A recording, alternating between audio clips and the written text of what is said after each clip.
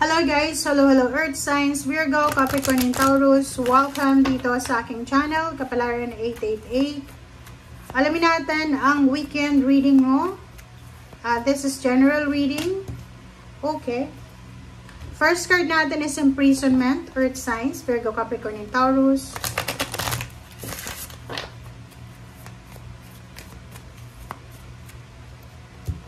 Okay, and Fertility.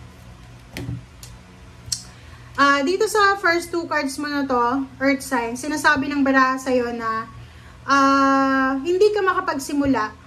Nagmamanifest ka ng new beginnings, nagmamanifest ka ng fertile ideas, fertile job, fertile relationship, or kung ano man tong movement and transformation sa buhay mo. But ang problema is nasa imprisonment ka pa. It's either physical, nasa jail ka, or maybe physical na restricted ka. Hindi ka pwedeng magtrabaho kasi may sakit ka, bagong panganak, senior citizen, parang ganun. So, nakikita ko sa'yo dito yung feeling trap, diba? Sa weekend na to, wala kang magagawa.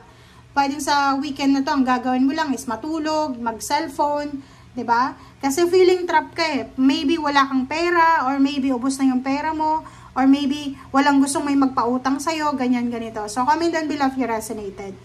Fertility, sinasabi ng baraha sa'yo na yun na nga, meron ditong iba na Earth Signs, Virgo, Capricorn, and Taurus, especially Capricorn and Taurus.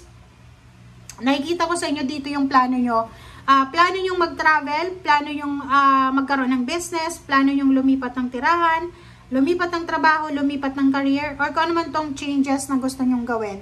But the problem is, meron pang restrictions. Kumbaga, siguro may kontrata ka pa na kailangan tapusin, or maybe, wala ng visa, di ba? Parang ganon, kailangan mag-extend ng visa or kung ano pa man.